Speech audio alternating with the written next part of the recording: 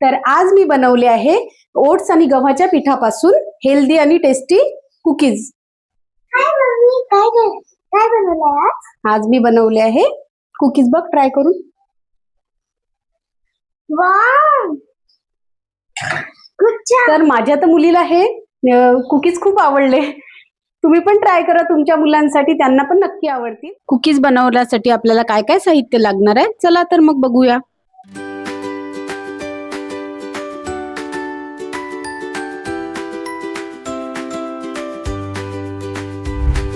Dry ingredient आपण एका bowl मध्ये काढून घेणार आहे आणि त्यासाठी आपण 1.5 कप रोस्टेड ओट्स घेतलेले आहे आणि त्याच बाउल मध्ये आपल्याला 1/2 कप गव्हाचं पीठ, तर इथे आपल्याला बेकिंग पावडर टाकून घ्यायचं आहे 1/2 टेबलस्पून आणि बेकिंग सोडा 1/4 टेबलस्पून। यात आपण मैद्याचा वापर बिलकुल केलेला नाहीये, म्हणून हे बिस्किट खूप हेल्दी होणार आहेत। तर याला आता आपल्याला व्यवस्थित असं मिक्स करून घ्यायचं आहे। तर आपल्याला 1/2 कप बटर घ्यायचं आहे आणि जर मशीनने मोजून घेतलं तर आपल्याला 90 ग्रॅम घ्यायचं आहे। तर आता आपण मोजून घेऊया। मी 0 केलेलं आहे। तर मी इथे अमूलचं बटर घेतलेलं आहे। तर हे सॉल्टेड बटर आहे। जर तुम्ही अनसॉल्टेड बटर घेतलं तर तुम्ही त्यात थोडंसं मीठ टाकू शकता।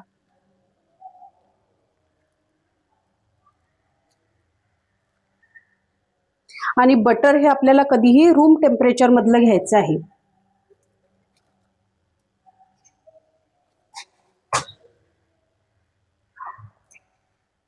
तर इथे मी व्हाईट जे शुगर आहे ते 1/4 कप घेणार आहे आणि ब्राऊन शुगर आहे ते पण 1/4 कप घेणार आहे।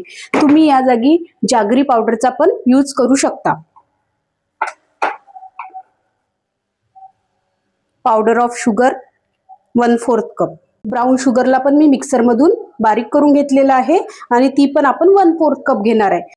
तर तुम्ही या जागी पूर्ण गुळाचा पण वापर करू शकता किंवा पूर्ण जी आपली पिठी साखर आहे नॉर्मल त्याचा पण वापर करू शकता। तर आता आपल्याला याला व्यवस्थित फेटून घ्यायचं आहे, म्हणजे याला एकदम फ्लफी करायचं आहे आपल्याला। तर हे आपण हँड विक्सने करत आहे। तुम्हाला जर बिटर मशीन असेल तुमच्याकडे तर तुम्ही त्याने पण करू शकता। आणि नॉर्मल शुगर आपली पटकन विरघळते, पण जी ब्राऊन शुगर असते किंवा जागरी पावडर असते ते पटकन विरघळत नाही, म्हणून त्याला आपल्याला थोडं जास्त मेहनत घ्यावी लागणार। तर या जागी तुम्ही जे आपली मशीन आहे बिटर, त्याचा पण इलेक्ट्रिक मशीनचा पण वापर करू शकता। तर हे बघा, मी याला व्यवस्थित 2 मिनिटे तरी फेटून घेतलेलं आहे। तर हे बघा किती फ्लफी झालेलं आहे। हे असं आपल्याला क्रीमी आणि फ्लफी हे करून घ्यायचं आहे। आणि ही स्टेप खूप महत्वाची आहे कुकीज करताना। तर या कुकीजना अजून हेल्दी करण्यासाठी आपण त्यात हनी टाकून घेणार आहे। तर आपल्याला 1.5 टेबलस्पून हनी टाकून घ्यायचं आहे। हे झालं 1 टेबलस्पून आणि अजून अर्धा टाकायचा आहे। तर अजून अर्धा मी इथे टाकून घेतलेला आहे।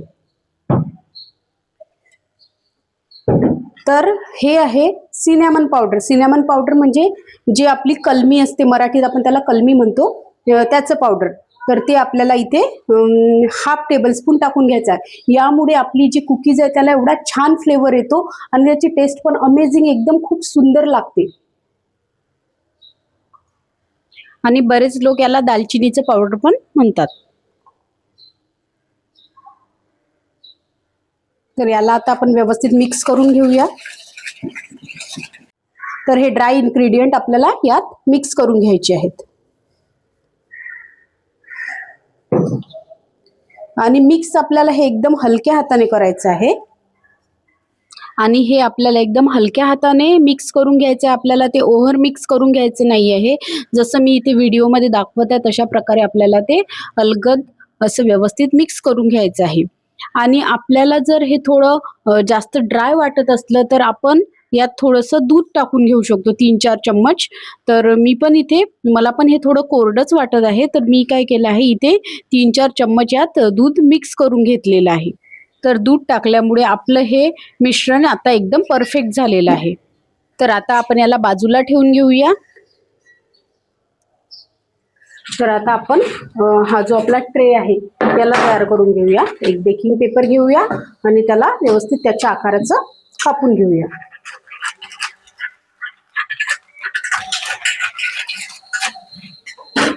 तर हा आपला आता स्पिन रेडी आहे. ती मी माझ्या OTGला प्रीहीट करायला ठेवलेला आहे. तर मी रोस्ट मोड ऑन केलेला आहे आणि 150 वर त्याचं टेम्परेचर ठेवलेलं आहे आणि एअर फॅन पण चालू केलेला आहे आणि 10 मिनिटासाठी आपण त्याला प्रीहीट करून घेऊया. आता आपण याचे एकसारखे कुकीज बनवून घेऊया. तर मी काय केलं आहे इथे सर्व सेम आले पाहिजे म्हणून एक टेबल स्पूनचा हा जो चम्मच आहे तो घेतलेला आहे आणि त्याने मी एकसारखे इथे करणार आहे. तर याला आपल्याला एकदम शेप द्यायचा नाही आहे, फक्त आपल्याला असं करून इथे ठेवून द्यायचे आहे. अलगद त्याला थोडंसं प्रेस करायचं आहे आणि आपल्याला याच्यात डिस्टन्स ठेवायचं आहे थोडं थोडं, जेणेकरून ते बेक झाल्यावर एकमेकाला चिटकू नये.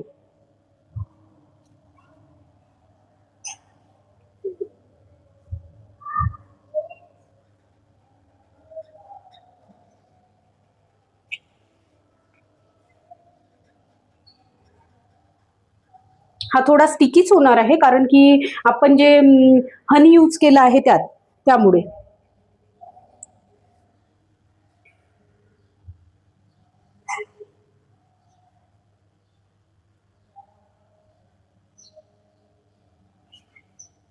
तुम्हाला याचा जसा आकार पाहिजे, जेवढा छोटा मोठा तसा तुम्ही याचा ठेवू शकता.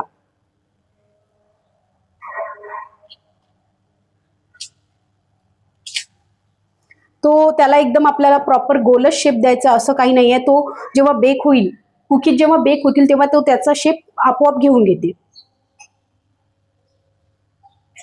तर असे आपल्याला सर्व बॉल्स त्याचे तयार करून घ्यायचे आहे.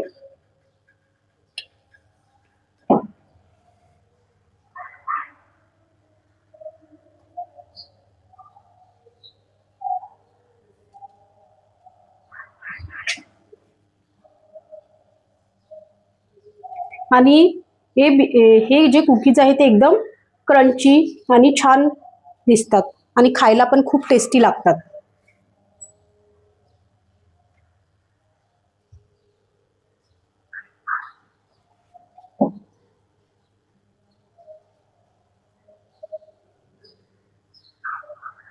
तर छोटे मोठे आपण याचे आकार करून घेऊ शकतो.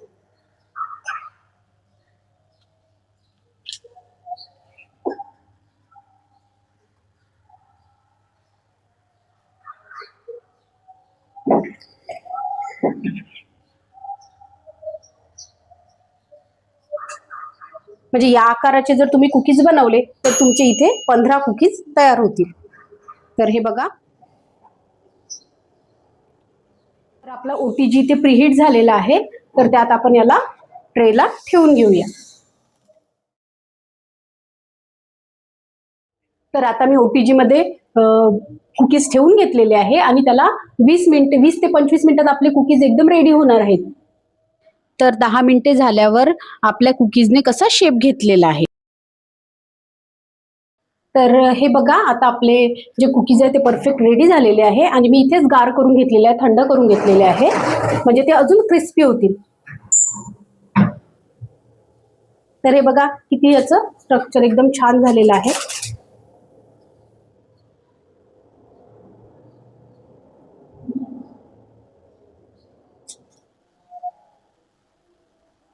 तर आता आपण याला अजून थंड करून घेऊया कारण की हे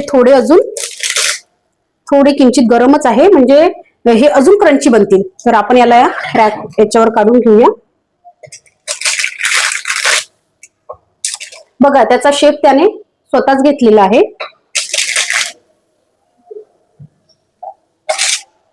खूप छान बनवून हे इथे तयार झालेले आहेत. तर 5 मिनिटे इथेच थंड होऊ दिल्यावर मी त्याला एका प्लेटमध्ये काढून घेतलेलं आहे आणि हे बघा आपले कुकीज एकदम रेडी झालेले आहे. तर अशाच नवनवीन व्हिडिओसाठी चॅनलला सबस्क्राईब करा, व्हिडिओला लाईक करा, शेअर करा. भेटूया पुन्हा नवीन व्हिडिओमध्ये. धन्यवाद.